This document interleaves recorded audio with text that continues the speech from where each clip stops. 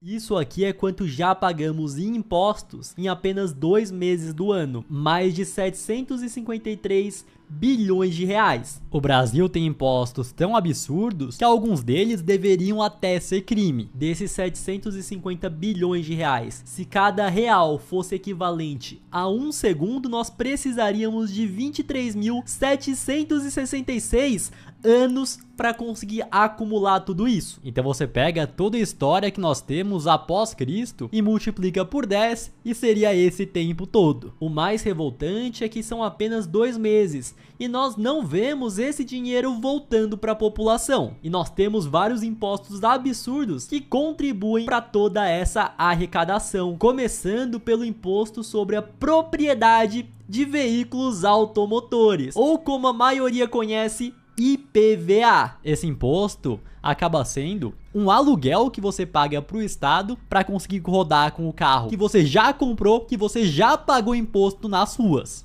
E quanto é que eu tenho que pagar? Quanto é que eu tenho que contribuir? E varia de acordo com o estado que seu carro foi emplacado. Então no Acre, por exemplo, são 2%. Aí nós temos aqui, Minas Gerais 4%, São Paulo 4% também, Roraima e Rondônia 3%. Mas o que muitos brasileiros não sabem é que na hora da compra do carro você já pagou e já pagou muitos impostos. Quanto custariam os carros sem os impostos? E aqui embaixo já aparece que acaba sendo entre 30% até 48,6% do valor do carro. Isso para carros produzidos no Brasil. Carros importados pode até passar disso. Até mesmo a forma que o estado usa para calcular o imposto acaba sendo tendenciosa. Primeiro fator é que o imposto já vem embutido no preço, muitos nem sabem quanto estão pagando. Então vamos lá, você vai comprar um carro de 100 mil reais, considerando que 50% é imposto, o carro deveria custar 50 mil, você tá pagando 50 mil de imposto. E eles consideram que isso é 50% de imposto, quando na verdade o preço do veículo deveria ser 50 mil e você está pagando mais 50 mil de imposto, então o quanto você paga de imposto de fato é 100%. O imposto no consumo aqui do Brasil já vem embutido, enquanto isso nos Estados Unidos, por exemplo, é diferente. Então você está nas lojas e você vê o preço de todos os produtos sem impostos. E aí você efetivamente vai pagar o imposto somente no caixa. Então na Flórida, por exemplo, é 7,01%. Vamos supor que eu vou lá no mercado e a minha compra dá $100. Aí no caixa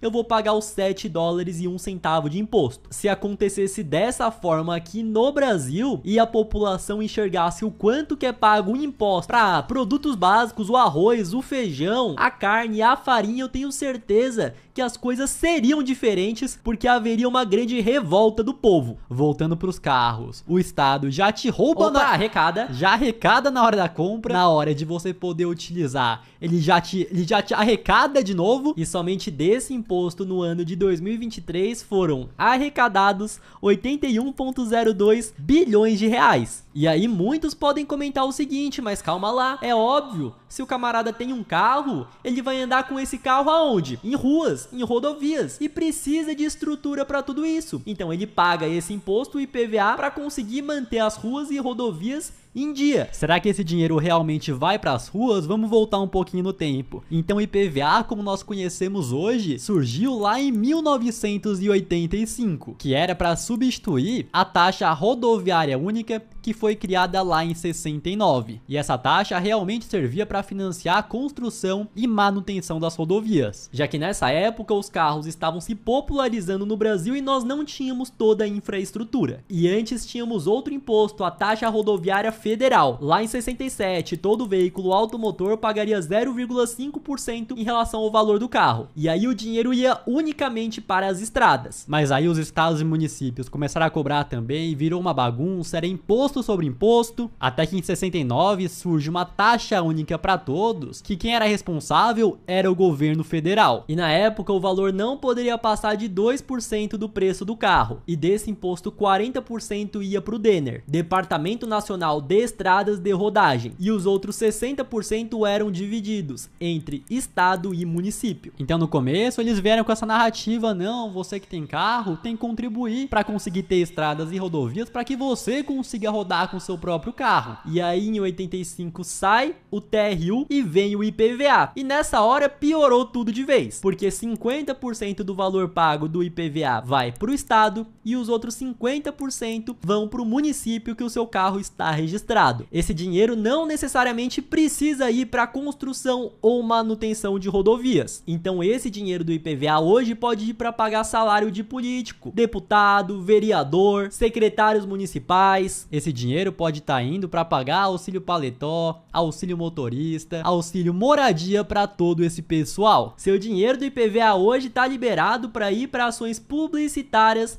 daquilo que o próprio governo faz. Esse dinheiro também pode ir para saúde, segurança, educação, mas aí eu não estou vendo direito, porque se fossem pegar esses 81 bilhões por ano, não tivesse um monte de desvio, não tivesse um monte de obra superfaturada, eu tenho certeza que todas as estradas desse Brasil seriam um tapete. Outro absurdo é que para conseguir calcular o IPVA, eles utilizam o valor de venda médio do carro, a tabela FIPE. Quanto mais velho o carro, mais desvalorizado ele é, menos você paga. Em alguns estados, esse imposto é até isento para veículos que têm a data de fabricação acima de 20 anos. E aí é muito simples, qual carro tende a dar mais problema? O carro que foi tirado zero da concessionária ou o carro que já tem mais de 20 anos? Qual carro que tem mais probabilidade de ficar parado na rua, de dar algum problema, na hora da batida, de dar algum acidente? Quem tá andando com um carro que tem menos chance de dar problema vai pagar mais. E eu não estou falando isso porque o carro de mais de 20 anos deveria ser cobrado IPVA, nada disso. E sim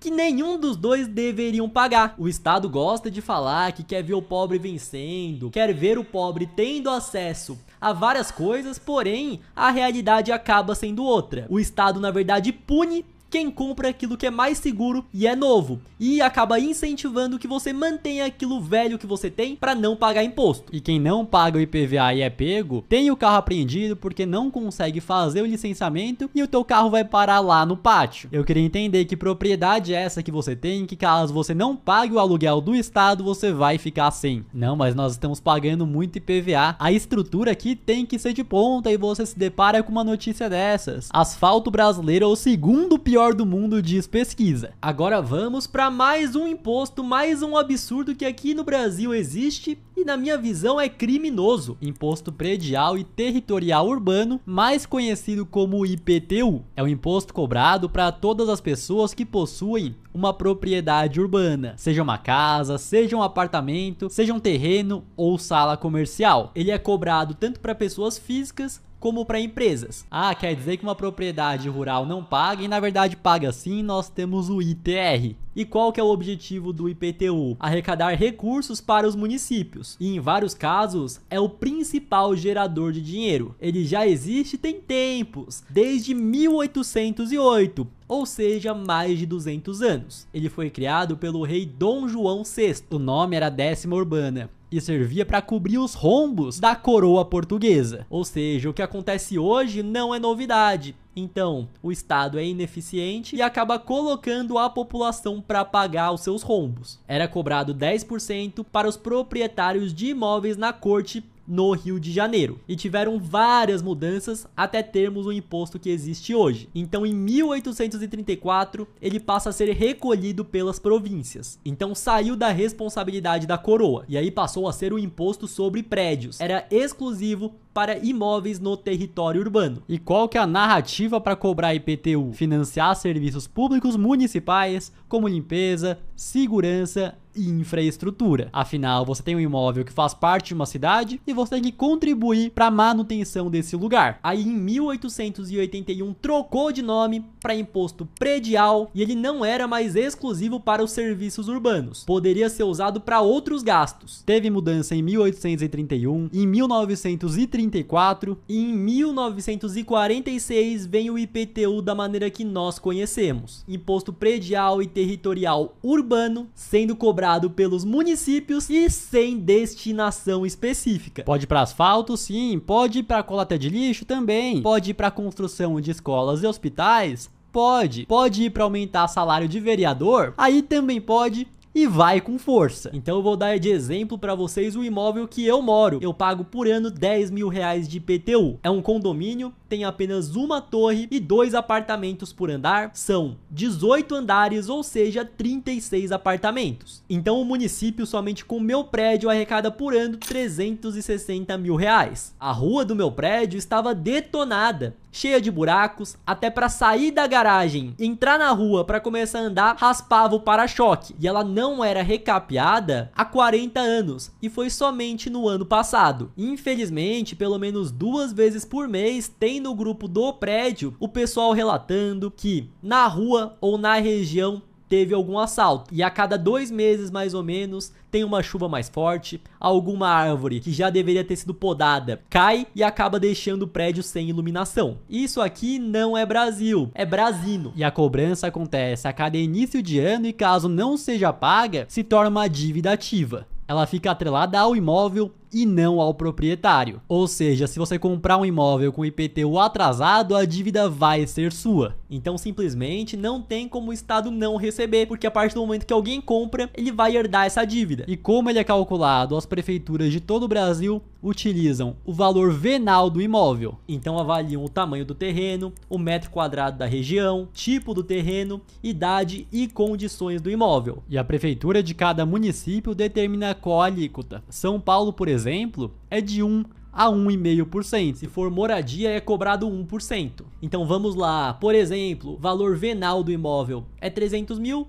vai pagar 3 mil reais de IPTU por ano. Mas aí que vem o ponto, se eles decidem reavaliar o valor venal do imóvel, consequentemente vai aumentar o preço do IPTU. Fora que o Estado acaba desvalorizando a moeda ao longo do tempo. Então, por exemplo, o apartamento que há 20 anos valia 60 mil, por conta somente da depreciação da moeda, hoje ele vale 400 mil. E aí você paga o IPTU em cima do valor atual. Você pagava 600 reais por ano de IPTU e agora tá pagando 4 mil. E saiba do seguinte, caso você tenha um terreno e aí você tem uma casa lá, quer aumentar ela, fazer um puxadinho, fazer algo a mais, vai aumentar o valor que você paga de IPTU. Se o IPTU já tá ruim é porque você não conhece o ITBI. Então você foi lá, comprou o imóvel, o governo quer ter a chave antes mesmo de você. Parabéns, então depois de muitos anos, juntando dinheiro, pagando aluguel, você finalmente consegue juntar o suficiente para ter a sua casa própria. Mas antes de assinar o contrato e comemorar, você vai pagar o pedágio para o governo. Imposto de transmissão de bens imóveis, criado na Constituição de 1934. Ele foi criado como uma forma de arrecadar dinheiro para os municípios. E é claro, como qualquer imposto, depois de quase um século, o Estado não abriu mão dessa boquinha. O ITBI já passou também por diversas mudanças, mas no final das contas a essência é sempre a mesma: te cobrar para você ter em seu nome aquilo que você já comprou. E nos últimos anos esse cálculo tem ficado cada vez mais caro, porque em muitos municípios antes cobravam em cima do valor venal e hoje cobram em cima do valor de mercado desse imóvel. Ou seja, mesmo que você consiga um desconto, consiga comprar um imóvel abaixo do valor de mercado, eles vão cobrar o ITBI em cima do próprio valor. E caso você não pague esse imposto, esse pedágio, o imóvel não pode ser transferido. E não importa se você comprou o imóvel financiado em 30 anos, que você vai pagar aos poucos, que você não tem dinheiro, o ITBI tem que ser pago na hora. E dependendo da cidade, pode chegar em 3% do valor do imóvel. Então se você financiou,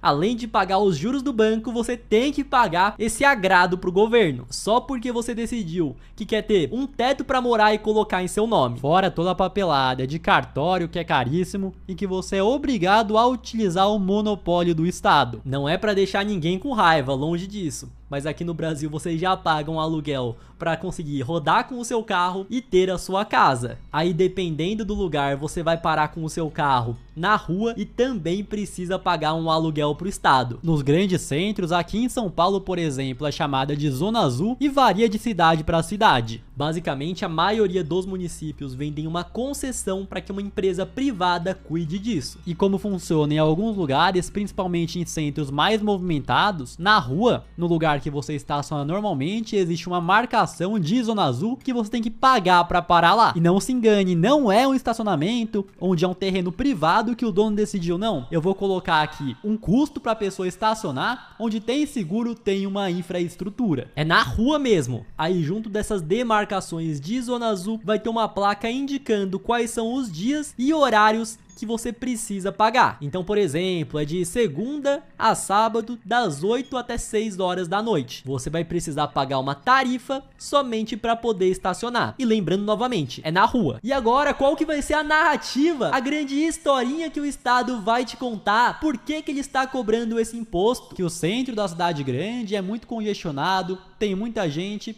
e nós precisamos organizar esse espaço público. Então isso vai aumentar a rotatividade e evitar com que carros fiquem parados por longos períodos. Então acaba garantindo que mais pessoas possam utilizar as vagas no dia a dia. Não é que o Estado está querendo tirar cada vez mais dinheiro do seu bolso, é que ele quer o seu bem, ele quer organizar. Isso surgiu aqui em São Paulo, no ano de 1974 e tem cada vez mais se espalhado pelos centros de todo o Brasil. E agora que vem os problemas, você não pode nem pagar e ficar o dia todo igual funciona um estacionamento. Em cada vaga, cada centro de cidade vai ter uma regra diferente. E aí nós temos o CAD, que é como se fosse um crédito para você estacionar. E a duração desse crédito pode variar, então tem vaga que é de meia hora, vaga que é de 1 hora, vaga que é de 2 ou 3 horas. E é permitido que você pague no máximo 2 CAD para estacionar. Então vamos supor que o CAD é de 1 hora. Você pode ficar no máximo 2 horas nessa vaga. E caso você cometa essa gigantesca atrocidade de não pagar ou ficar mais tempo do que deveria aqui em São Paulo, você está sujeito a multa, multa grave, 5 pontos na carteira ou até mesmo guincho. Aí só recapitulando, isso aqui não é para revoltar ninguém, mas você comprou o seu carro e pagou praticamente outro para o Estado em impostos. Você paga um aluguel para o Estado somente para conseguir rodar com esse carro na cidade, caso contrário ele é apreendido. E aí na hora de parar em determinadas vagas em centros, na rua, você paga mais um aluguel. E calma lá, eu falei várias vezes que é na rua, mas como eu tô pagando, será que tem algum seguro? Será que tem alguma garantia? Então tá aqui, a zona azul tem seguro? E a resposta é não. O sistema de estacionamento rotativo, também conhecido como zona azul, não oferece seguro na maioria em que funciona. Além disso, alguns tribunais decidem que nem o Estado, nem a empresa que administra a zona azul são obrigados a indenizar os motoristas em caso de roubo ou furto. Isso aqui pode ser até pior que o flanelinha, porque pelo menos ele finge que tá olhando o seu carro que ninguém vai roubar. E se você não pagou a zona azul porque você não conseguiu baixar o aplicativo, ou até mesmo tem aqueles totens, e o seu estava quebrado, ou não estava passando nenhum guarda de trânsito para você conseguir pagar, é multa, ponto na carteira e ainda com a possibilidade do seu carro ser guinchado. Cuidado, hein, porque essa multa é de R$195. O guincho vai ser de 200 a 500 dependendo da distância. E aí nós temos a diária do pátio, que vai de 30 até R$100. Se você der o azar de seu carro ser guinchado próximo a um final de semana, junto com o feriado, aí você vai pagar com força essas diárias aí do pátio. Nossa, eu não aguento mais pagar imposto, não vejo a hora de partir dessa para uma melhor. E aí que o Estado vem e dá a cartada final. Sabe, aquele patrimônio que você demorou a vida toda para construir, pagando imposto em cima de imposto. Então tá aí, o brasileiro trabalha 149 dias para pagar imposto. Isso representou 40% do ano. Aí vamos pegar o cidadão que trabalhou durante 60 anos. 24 foram para pagar impostos. Aí ele construiu um patrimônio, uma casa, um dinheiro investido e acabou partindo dessa para uma melhor. Sua família não recebe tudo. Antes disso, o Estado passa com o chapéu e cobra o ITCMD, Imposto de Transmissão, Causa Mortes e Doação. Aí, por que tem doação no meio? Porque serve tanto para quando você morre, quanto também quando você quer doar. E esse aqui também tem tempo, que foi criado lá na Constituição de 1891. Ele surgiu como uma taxinha simbólica de 1% sobre a herança, porque, segundo o governo, era justo que ele participasse dessa sucessão. E claro, como todo imposto, ele começou pequeno, mas foi aumentando. No início, o ITCMD era pequeno, era inofensivo, 1%, porém os estados perceberam que eles podiam transformar essa mordidinha em um verdadeiro mordidão. É a mesma coisa que quando você vai dar uma mordida do teu pastel para um colega e ele percebe, não, que eu vou poder dar somente uma mordida e eu vou ter que dar uma mordida grande para fazer valer a pena. E olha que na mordida pro parceiro, você pode decidir se quer dar ou não. Enquanto isso, com o Estado não existe essa possibilidade. Hoje o ITCMD pode chegar até 8% do valor da herança, fora todos os outros custos de advogado, documentação. Em média, o custo total do inventário, somando tudo, fica entre 10 a 20% da herança. E existem propostas para aumentar ainda mais o ITCMD para 20%. Qual que é o argumento? Distribuir a riqueza. Então aqueles que são muito ricos precisam distribuir para o Estado. Na prática, quem sofre de verdade é a classe média, onde o pai de família trabalhou a vida inteira e vai ter que pagar ainda mais para conseguir deixar a herança para os filhos. Porque aquilo, o Estado vai lá, desvaloriza a moeda, e o que pode parecer muito hoje, então, por exemplo, 10 milhões de reais, daqui 40, 50 anos, qualquer apartamentinho em uma grande metrópole já vai custar esse preço. E nos Estados Unidos, quando uma pessoa tem herança e ela morre, 40% da herança é paga de imposto. Uma fazenda dessa, se fosse vendida para os herdeiros, 40% era de imposto. Então, nos Estados Unidos, como o imposto é caro, você tem muitos empresários que fazem doação de patrimônio para a universidade, para institutos, para laboratórios, para fundações. Aqui no Brasil você não tem. Você não tem ninguém que faça doação. Não tem. Porque o imposto de soberança é nada, é só 4%.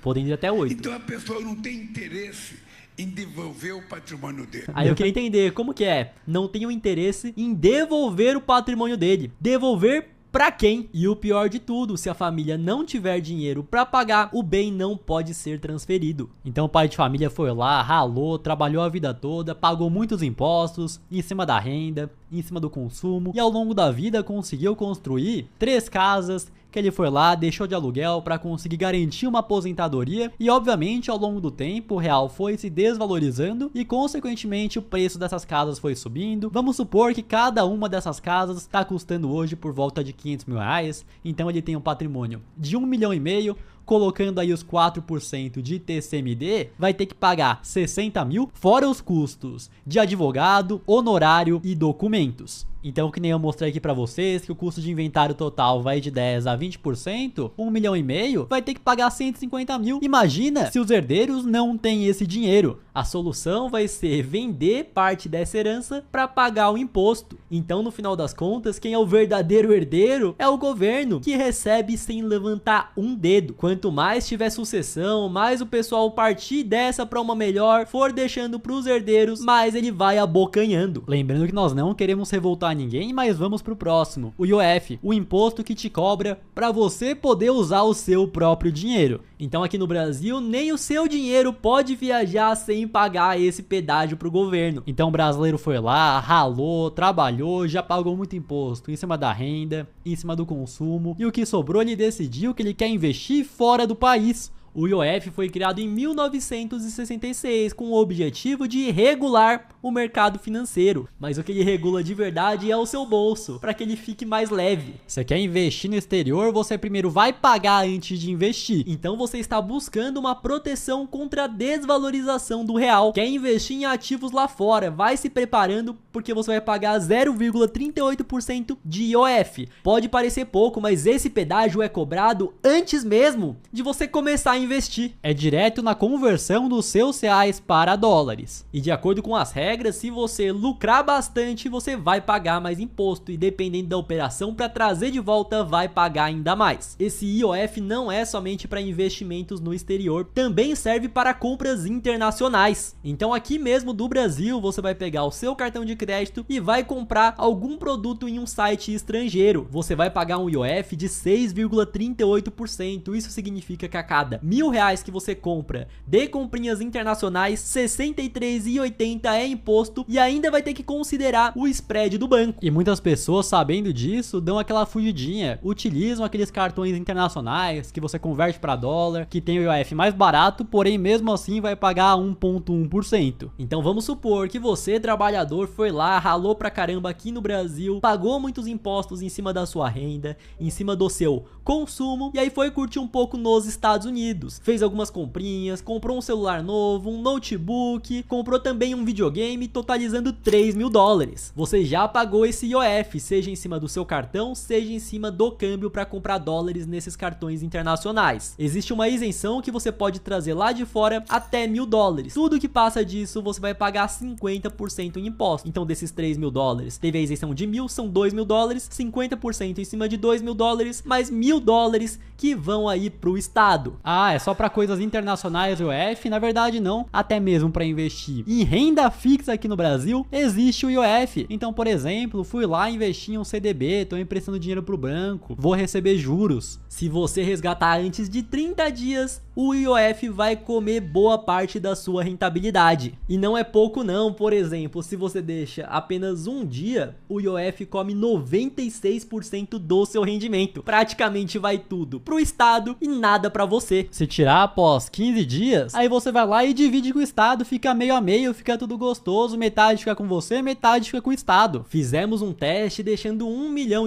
na caixinha do Nubank. Um dinheiro que já foram pagos muitos, mas muitos impostos para realmente estar líquido na minha conta. Após um dia de rendimento, eu tive 490,37 centavos a mais. Porém, caso eu retirasse nesse dia, 470,75 iria para o IOF e 4,41 iria para o imposto de renda. Então, de forma líquida desses 490, eu teria R$15,21. Então, a história do IOF é que seria um imposto regulador, mas na prática é somente para o estado arrecadar, lucrar ainda mais em qualquer movimentação. Eu tenho certeza que surgiu dentro de você, ouvindo tudo isso, uma grande indignação, uma grande revolta. Mas o que você aí precisa entender é que o estado não é nosso amiguinho, ele não tá aqui para te dar benefício nenhum, muito menos para te proteger. Esse vídeo já ficou longo e ele poderia ser muito mais. Então, por exemplo, existem produtos que deveriam custar somente R$20, porém, na verdade, o que deveria custar 20, você tá pagando 100, R$80 são impostos e nessa hora vem aquele cálculo que o próprio estado faz você acreditar, não,